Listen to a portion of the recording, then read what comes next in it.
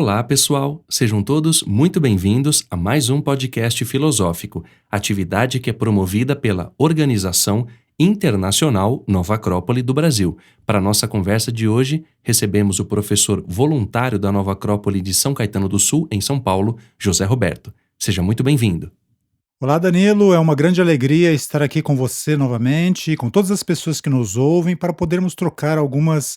reflexões filosóficas. Em nosso podcast de hoje, vamos falar sobre o maravilhoso desafio do crescimento interior. Naturalmente que nós não vamos esgotar o tema, nossa ideia não é essa, e muito menos trazer aqui verdades absolutas. Muito pelo contrário, a gente vai conversar, refletir e, claro, extrair ideias que sejam práticas e, portanto, vivenciais para nós em nossas vidas. Esse é um tema bastante complexo, José Roberto, porque nós falamos muito em crescimento econômico, crescimento demográfico, crescimento social, porém esquecemos o principal, que é o indivíduo, aquele que pensa por si próprio, aquele que reflete, aquele que é consciente dentro de um estado, como nos ensina Platão, e também como nos ensina Confúcio, ou seja, o indivíduo é aquele que tem consciência das suas ações, é aquele que vai oferecer para a sociedade o seu melhor, e tudo começa no indivíduo. E justamente nesse sentido é a pergunta que eu te faço: o que seria esse crescimento interior? O que é crescer internamente, segundo o ponto de vista da filosofia? Danilo, nós poderíamos começar dizendo que a atitude filosófica é uma condição natural do ser humano. Muitas vezes nós pensamos que, por estarmos na idade da razão, o domínio do nosso mundo exterior e do nosso mundo interior é algo que vem justamente dessa razão, ou do exercício, ou do bom exercício dessa razão. E em parte é por aí mesmo. Eu acho que é a nossa característica atual, é algo que nós nos destacamos aí em toda a história, mas nós percebemos que,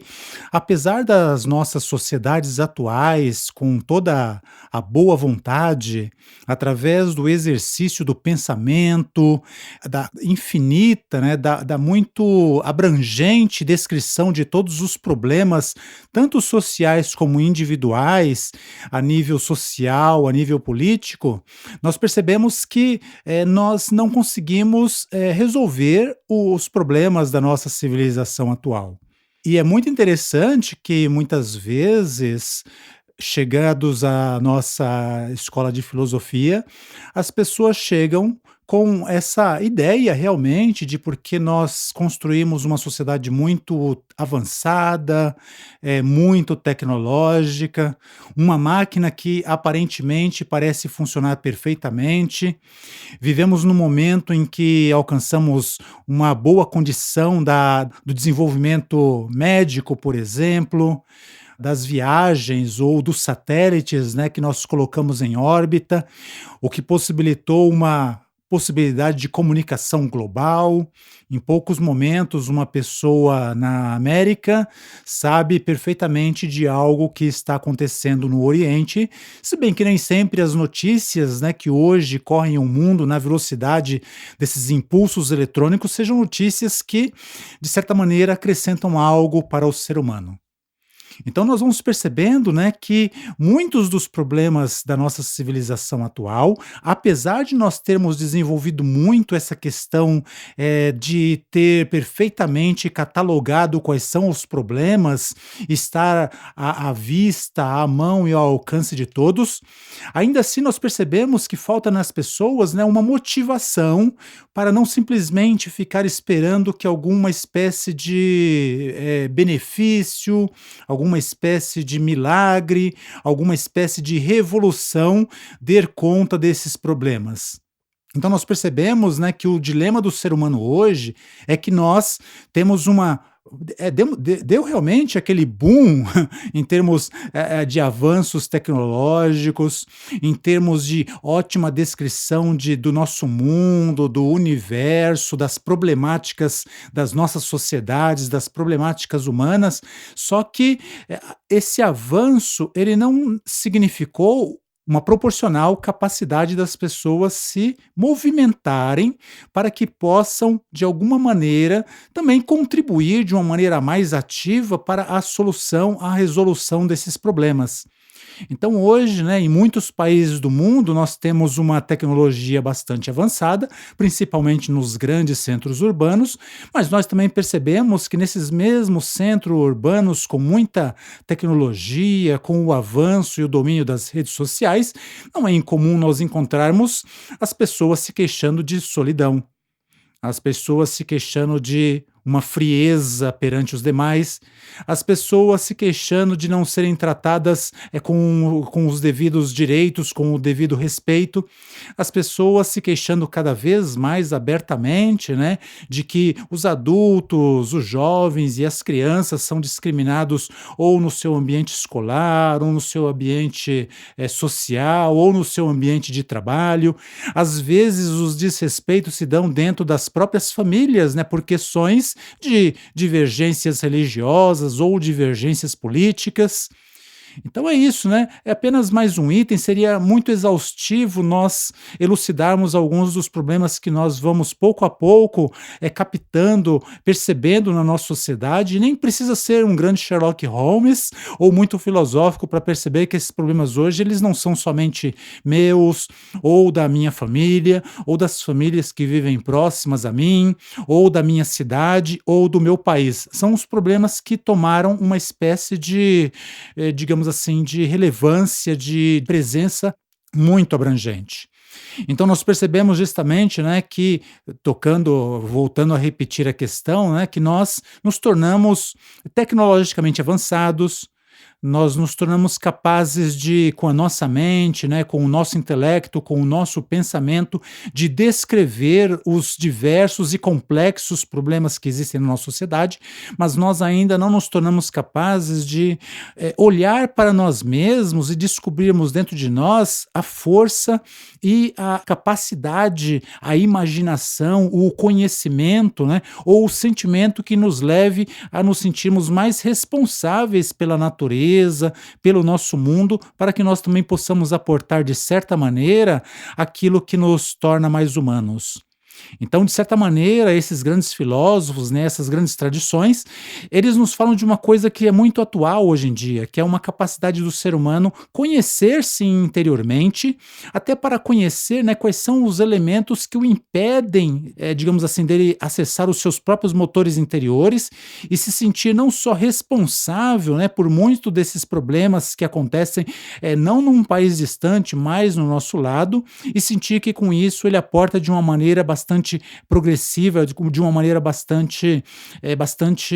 prática mesmo, de uma maneira bastante vivencial. Existem coisas que nos impedem, né, como os nossos medos, as nossas vergonhas, a nossa falta de, digamos assim, de conhecimento para resolver certas questões e muitos outros elementos, né, que apesar da nossa civilização muito avançada, nós ainda não conseguimos resolver essas questões que não estão relacionadas com o meio ambiente onde nós vivemos, a sociedade onde nós vivemos, mas com elementos dentro de nós mesmos. Basicamente, né, se nós pudermos repetir, nem filósofos muito atuais, mas até os atuais estão falando sobre isso, e até muitos pensadores não necessariamente relacionados ao campo filosófico, mas relacionados ao campo das necessidades humanas, né, como as necessidades psicológicas, ou as necessidades emocionais, ou as necessidades intelectuais das pessoas, já estão percebendo cada vez mais claramente isso, né, que falta ao ser humano algo que o leve a superar esses limites para sentir e poder fazer e acontecer algo que sinta que está participando de uma maneira construtiva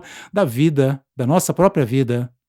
Durante a sua fala, José Roberto, me veio uma reflexão que vai gerar uma pergunta para você, justamente nesse sentido, ou seja, tudo aquilo que é bom dentro de nós cresce por consciência, ou seja, se eu tenho virtudes e valores e eu todos os dias atuo de maneira prática em função desses valores e virtudes, eu me torno um ser humano melhor. Ou seja, eu sou mais generoso praticando a generosidade, não só estudando ou lendo sobre ela. A mesma coisa acontece com os vícios. Se eu não cuido dos vícios, e todo ser humano tem os seus defeitos, e isso é um processo também que é natural, eles podem crescer e se expandir. Então é importante observar isso porque nós imaginamos que não há defeitos em nós, e sim no outro. Eu gostaria que você falasse dessa reflexão porque é muito importante ter consciência de que nós temos os nossos defeitos e devemos lutar contra eles também para que a gente seja de fato melhor.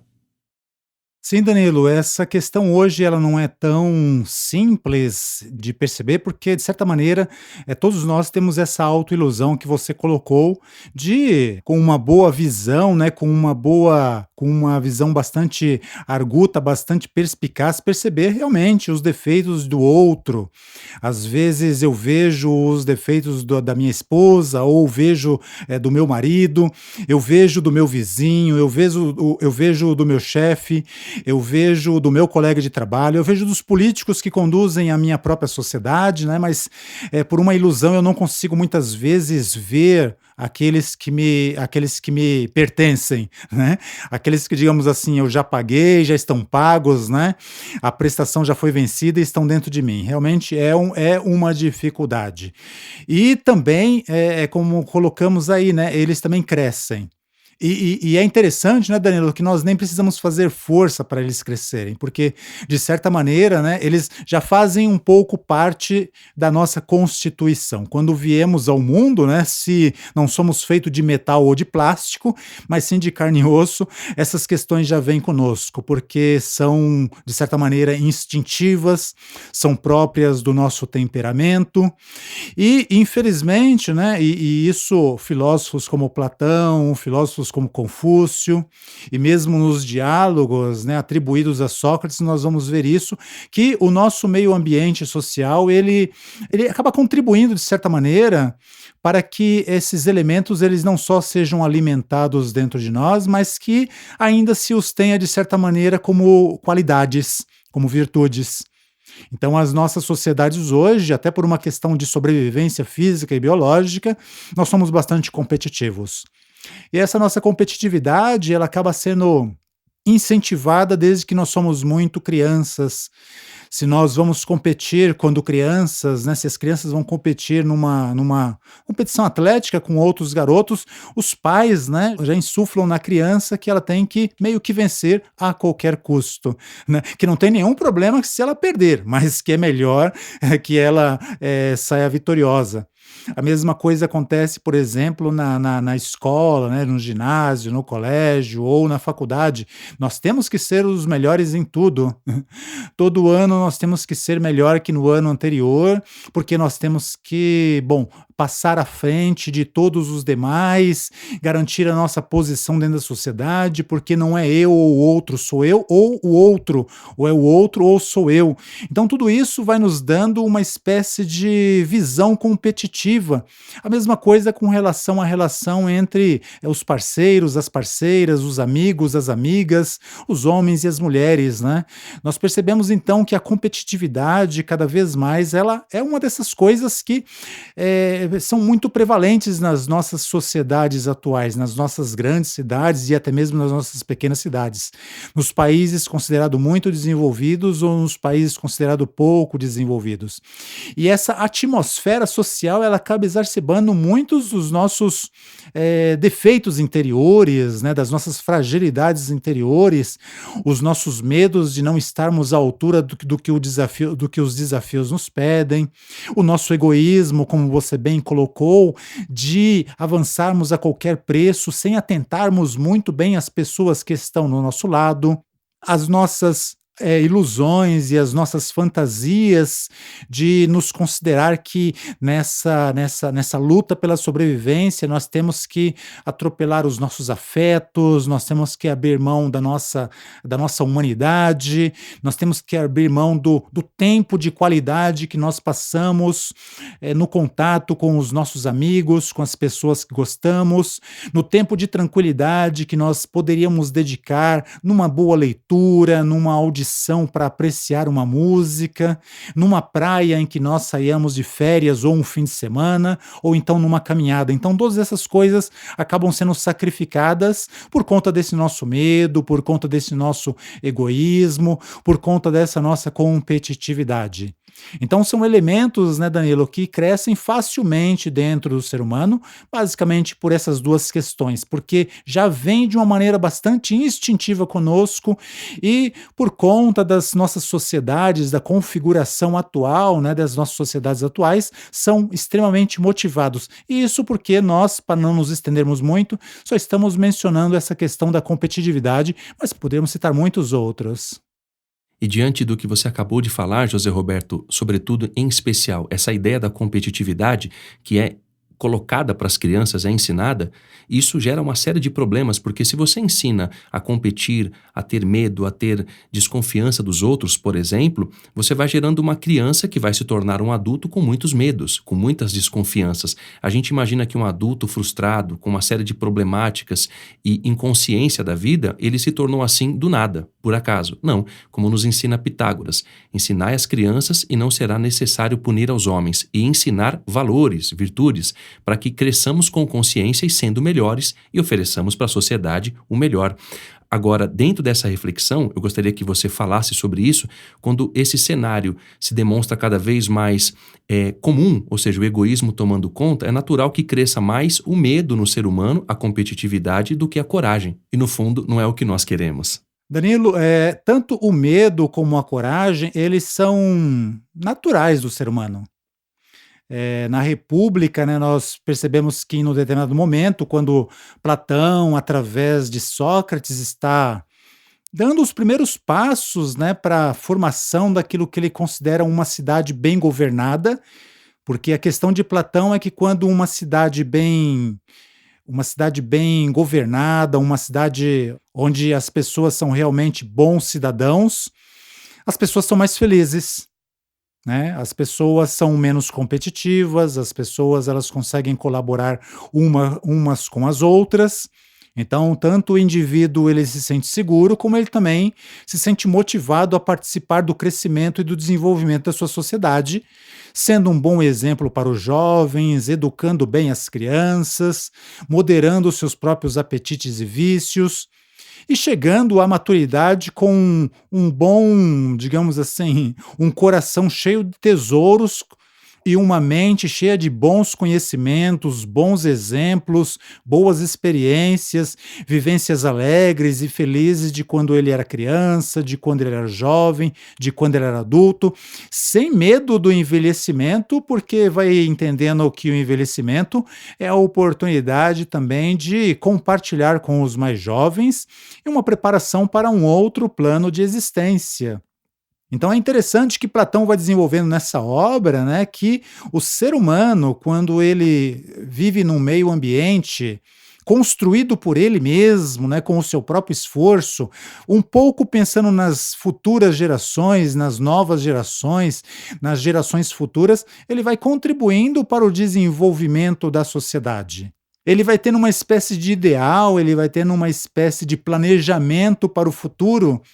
Ele vai usando, né, aquilo que nós falamos aí no começo da nossa conversa. Ele vai utilizando a sua razão para ir juntando para si mesmo argumentos, né, que cada vez mais lhe possibilitem ser cada vez mais idealista, cada vez mais assertivo, cada vez mais humano, cada vez menos competitivo. E é interessante, Danilo, que essa mentalidade, ela trabalha tanto o nosso medo, como também a nossa coragem. Ela trabalha tanto as nossas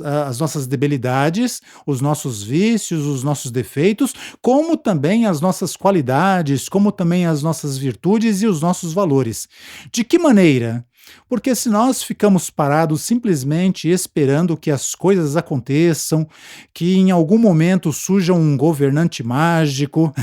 ou surja algum milagre de alguma outra dimensão ou de algum outro planeta,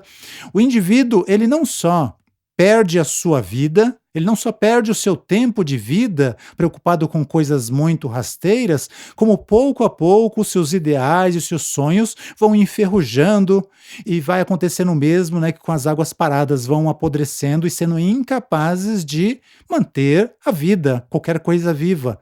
E isso é um espetáculo muito horrível de se ver, Danilo, porque da mesma maneira que num lago, quando esse lago morre, morrem os peixes, morre a sua vegetação natural, morre o espaço que depende daquelas águas ao redor. Da mesma maneira, quando um ser humano ele morre por dentro, ele não tem esse crescimento interior, ele acaba também contribuindo de certa maneira para que o seu ao redor seja poluído pelos seus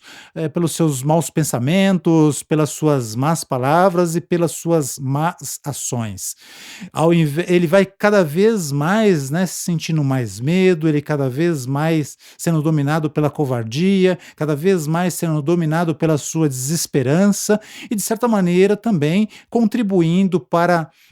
que isso se torne algo social. Consequentemente, vai ser aquele indivíduo bastante competitivo, né? Porque ele vai ter sempre que precisar se afirmar que não, que ele é o corajoso, que ele é o vencedor. Vai espalhar isso, vai transformar isso numa uma antifilosofia de vida, ao qual vai transferir isso para os seus filhos, os jovens para com quem ele tenha contato, os amigos, as pessoas com quem ele trabalha, seja ele alguém responsável por essas pessoas ou simplesmente uma pessoa que faz questão de destilar o seu veneno para todos aqueles que a cercam, né? Então ele vai contribuindo realmente socialmente, mas vai contribuindo de uma maneira bastante destrutiva. Ele não vai permitir, né, que as pessoas elas se conectem umas com as outras. Segundo Platão, né, aliás, baseado em Platão e naquilo que ele desenvolve na República, ele e muitos outros filósofos gregos, romanos, tibetanos, quando o ser humano ele usa a sua razão para se conectar com conhecimentos que cada vez aumentem a sua cultura, lhe permitam refletir sobre a importância e o valor de estar vivo nesse momento, no contato com essas pessoas ou com esse meio ambiente, né, que está ao nosso redor, ele começa a atuar de uma maneira bastante responsável, não porque ele queira fazer alguma boa figura social, mas justamente porque ele quer ver crescer os seus valores interiores, ver crescer a sua coragem. E perseverando nisso durante a sua juventude, durante a sua maturidade ou durante a sua entrada no tempo de ancianidade, ele também vai contribuindo com o meio ambiente onde ele participa, mas vai contribuindo de uma maneira construtiva e de uma maneira positiva. Não é uma mudança mágica simplesmente porque as pessoas veem um bom exemplo, elas também se tornam boas. Mas as pessoas, né, elas começam a ter uma inspiração,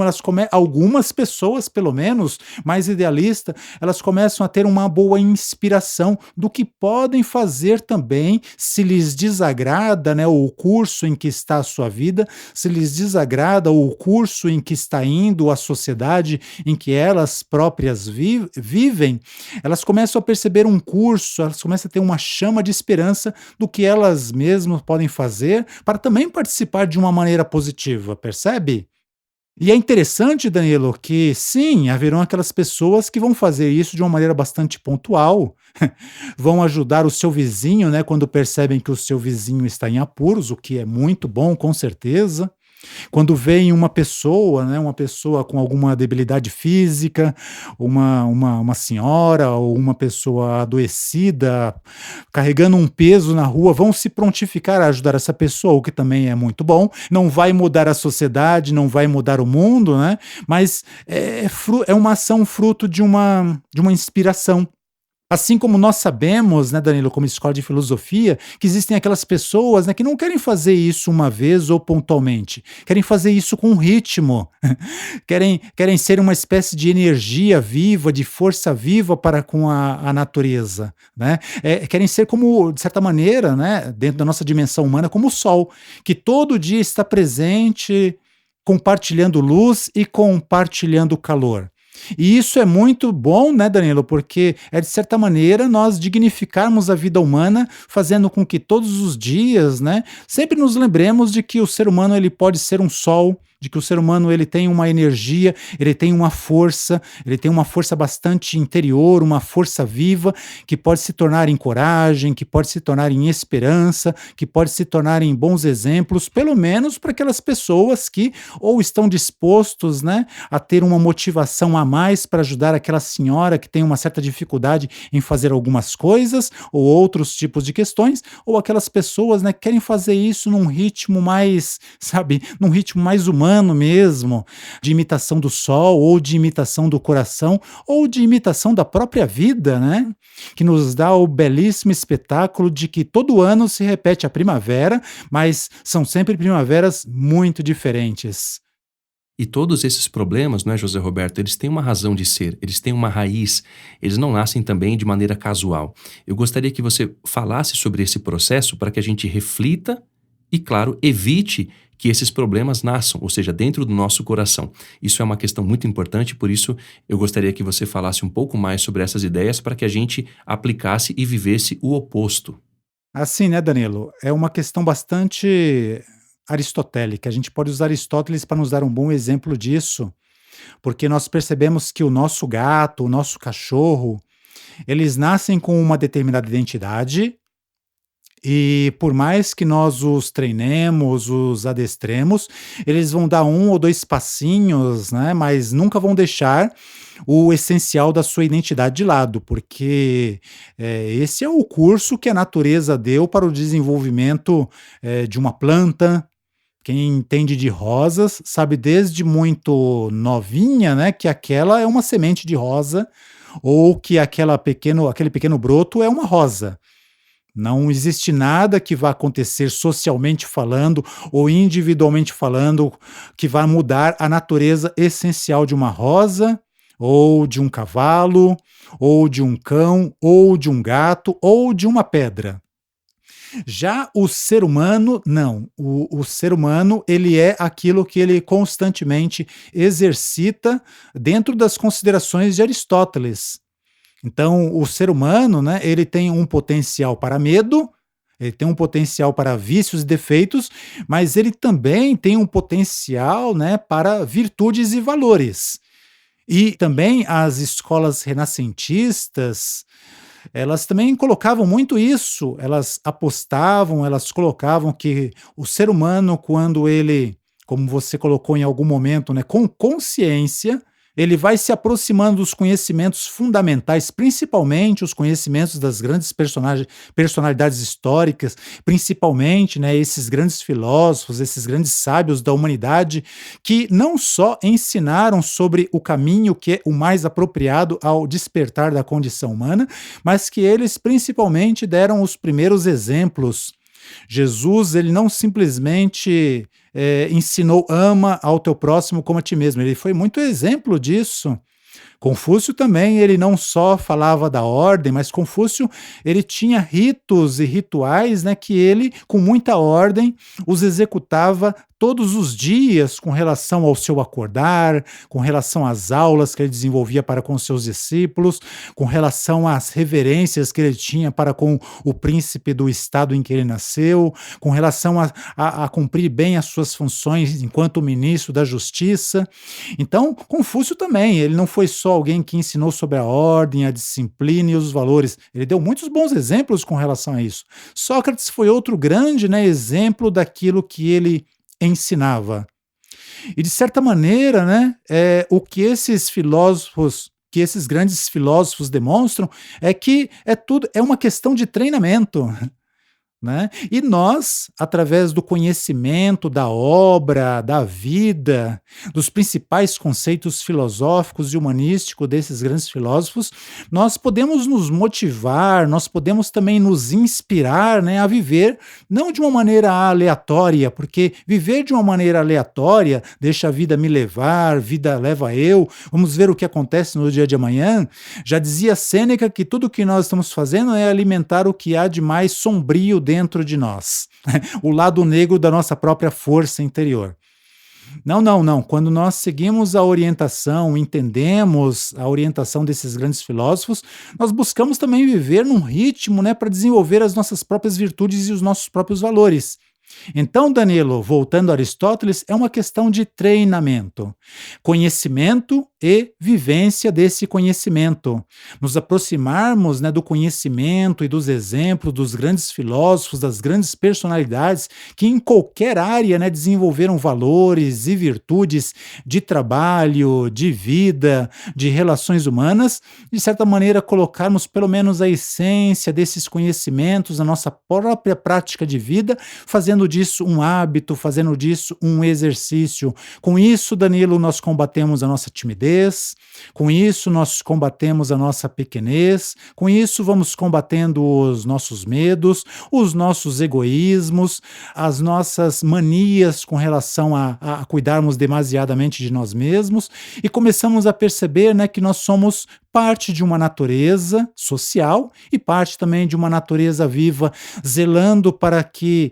com o desenvolvimento dos nossos valores, nós também possamos exercer isso na sociedade, para também darmos bons exemplos aos jovens, né? Para também darmos bons exemplos a jovens, aos homens, às mulheres, aos idealistas, de que sim, o ser humano é alguém que pode crescer por dentro como ser humano. E é natural, não é, José Roberto, que para encerrar você fale um pouco mais sobre a filosofia nesse processo de crescimento interior. Você apontou várias questões e é natural que a filosofia nos traz respostas e soluções também muito práticas, muito efetivas. Então, para encerrar o nosso podcast, eu gostaria que você falasse sobre essas ideias. Principalmente, realmente, Danilo, nessa questão do crescimento interior. E é muito interessante que eu estava conversando com um amigo da escola, né, após uma de nossas aulas, e ele nos colocou que não é para sermos independentes, né, nós não estamos numa época de independência. Não, sim, com certeza, né, é interessante que o fato de nós nos relacionarmos com o conhecimento desses grandes mestres da história não nos faz dependentes deles, né, mas é nós irmos enriquecendo cada vez mais o nosso próprio critério, para que nós possamos fazer de cada escolha que nós façamos na nossa vida, algo que nós saibamos de onde vêm essas escolhas, né? Qual a sua fundamentação racional, qual o seu benefício para com o nosso próprio crescimento como seres humanos, com o que de melhor nós temos para desenvolver o que nós temos para poder aportar de uma maneira benéfica à nossa sociedade. Por isso que nós não estamos falando de buscar qualquer coisa em qualquer lugar, mas principalmente, né, atuar com um critério filosófico mesmo, que é selecionar os melhores modelos históricos, os melhores modelos humanos, se é isso que nós queremos ser, melhores como seres humanos. E esses grandes mestres, né, voltamos a repetir, e a história está aí como a nossa grande testemunha, né, de que esses grandes mestres, eles foram grandes. E se nós tivermos dúvidas sobre esse ou aquele, podemos nos enriquecer cada vez mais com o estudo de muitos, para perceber que em diferentes épocas, em diferentes momentos históricos, sob diferentes circunstâncias e dificuldades sociais, muitos deles souberam ser sempre fiéis àquilo que eles concebiam como a alma máter do ser humano, a alma interior do ser humano. Não só cresceram como seres humanos, como ainda deixaram estradas bastante bem sinalizadas de como nós podemos fazer na nossa própria dimensão para também conquistarmos esse maravilhoso desafio de ver crescer a semente do que é humano dentro de nós. E assim sentirmos que realizamos o nosso destino, né, Danilo? Da mesma maneira que a semente da rosa, quando cresce, vai ser rosa, o gatinho, o filhote, quando crescer, vai ser um gatão ou uma gatona, né? O tigre também. E a pedra também, digamos assim, vai seguir o que é próprio da sua natureza. Nós, como seres humanos, segundo esses mesmos grandes filósofos, nós temos também uma natureza essencial que, quando ela é treinada, ela é exercitada, ela também aflora e nos faz ser o que nós somos, verdadeiramente livres e verdadeiramente capazes de compreender e seguir a natureza com liberdade, mas também com inteligência e com consciência. Dessa maneira, encerramos então o nosso podcast, agradecendo a presença do professor José Roberto e, claro, desejando que seja sempre muito bem-vindo. Obrigado, Danilo. É um grande prazer estar aqui, né, para compartilhar algumas pequenas experiências e algumas pequenas reflexões filosóficas com as pessoas que carinhosamente, generosamente e há um bom tempo nos acompanham. E para aqueles que queiram nos contatar, podem fazê-lo através do nosso site nova-acropole.org.br/podcast. Para quem quiser saber mais sobre o curso de Filosofia para Viver, pode fazê-lo também através do nosso site nova-acrópole.org.br. Até a próxima!